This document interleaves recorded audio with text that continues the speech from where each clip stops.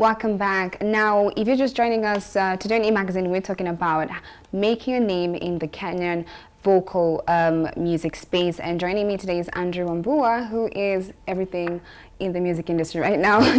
Now, we were talking so much about, what it takes to be a vocal coach and generally where the space is today. And also just wanted to look at Kenya as a whole, in the sense that, do you feel like we're now transitioning into a country that sees value in creatives and musicians in Kenya today? I think we are, based on the amount of traffic I see on art pages, because I follow quite a bit of art, apart from music, like painters, film industry, theater stuff. The traffic I see there is people who want to do it and who want to get involved. And also, even like I've spent quite a bit of time at the Kenya National Theatre, and people do come out to watch plays and concerts and things like that. Yeah, so I think it is growing, and it's lovely. I love it. You love it. That's amazing. I personally feel like I think creatives and musicians in a whole work as a community. So it's like we promote each other in different spaces.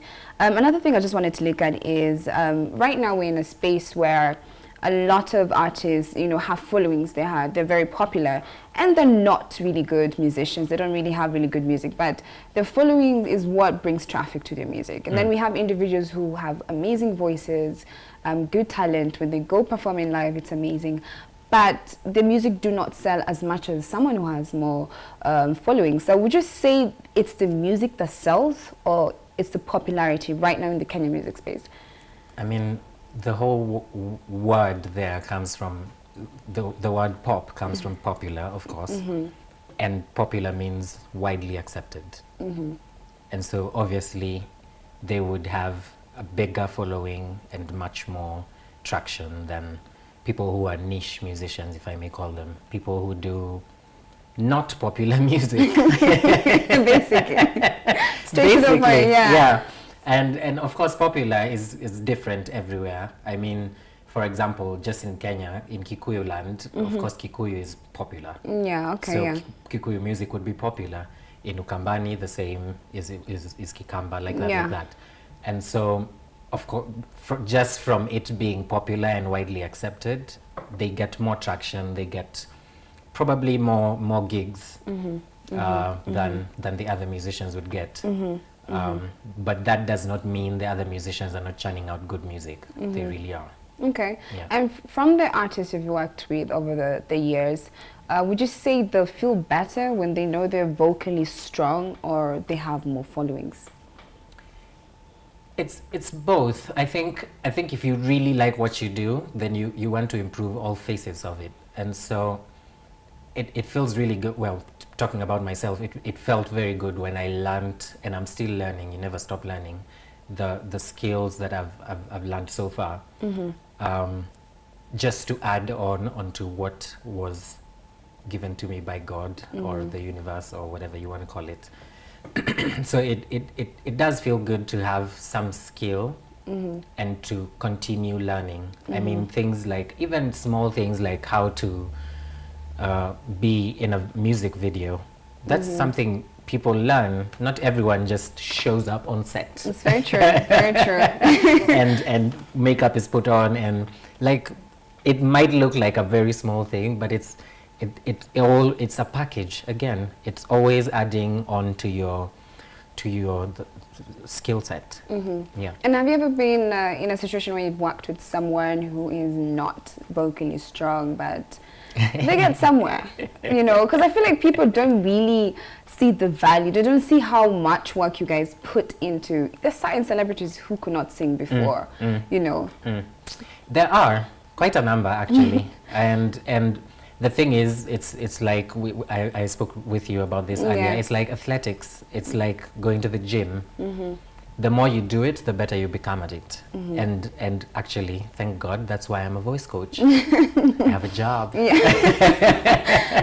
That's definitely. Yeah, and so with working with a vocal coach and someone who's walking with you in gaining your skill, then you get to build that muscle. Just like when you go to the gym, you have a gym instructor.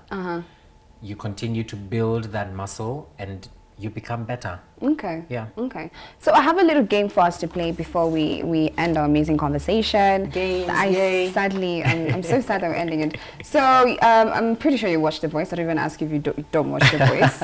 Yeah. So there are a few coaches that I have lined up, and I just want you to make a guess of, you know, how much you think they're worth. How much do you think The Voice is paying them? I just want to see, you know, what you think them, yeah. So we'll start off with, Adam Levine, right? So you can give me a fast guess. What do you think he's worth? Is he in the millions? I'm thinking so many things because he's like the lead singer of Maroon 5. So you can imagine, and Maroon 5 is one of the most selling rock bands. And I don't listen to rock, but I listen to Maroon 5. See? Yeah. Are we talking for a season or per episode? Per episode. Oh, okay. I'll give you 5 seconds. 1, 2, 3. I'd say $250,000. Dollars. That's your final answer? Yeah. Okay, let's find out. See if you're right. 30 million US dollars per episode, right? I know. Stop. Exactly. Okay, now I have my You're right. Now we're going to move on to the next voice coach on the list. Let's take a look who's next. Yes. Pharrell Williams. How much do you think? That's probably more. Okay, really? Okay. Come on, give me a figure right now. That's probably more because I'm thinking of it from the terms of him being a producer and him having written a ton of music. Oh, okay. 5 seconds. 15 million. That's your final answer? Let's find out. I wonder if you're right. No, it's 8 million, right? Okay. Exactly. I looked at that figure myself. I was like, wow, you know. Okay. I'm wondering per episode. Now we're going to move on to the next person. And we find out how much you think Christina. She's what? Oh, I love her voice. It's beautiful.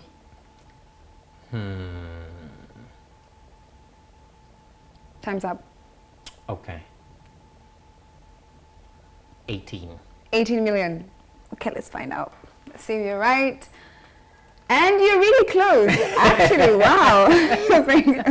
17 million US dollars. Actually, that I'll give you a point. I thought that you get a point for that one. I thought that because, I mean, she's one of the founders of The Voice. Very true. Well, founding coaches. Yes. So now you have 1 out of 4 so far. Yay. 1 out of 3.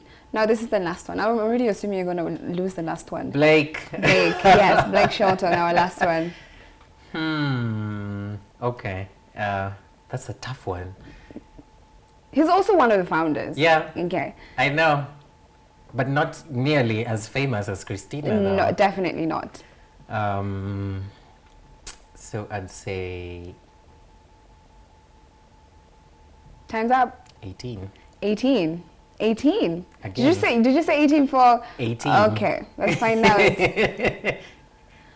It's 13. But they said it was a little over 13 million, so I'm guessing maybe around 15. Okay. But you was no, okay, you're not close. You're not making a point for that one. Well, that's the end of our game. Thank you so much for joining me, Andrew. Thank you for having me. This was fun. It was very much fun, yeah. right? Yeah. Well, there you have it. We've learned so much about what it takes to be to make it into the Kenyan vocal space as a vocal coach. Now we'll take a short commercial break. When we come back, we're gonna jump right into Heat Waves and take a look at the music that made it on the playlist. Don't go anywhere. You're watching E! Magazine.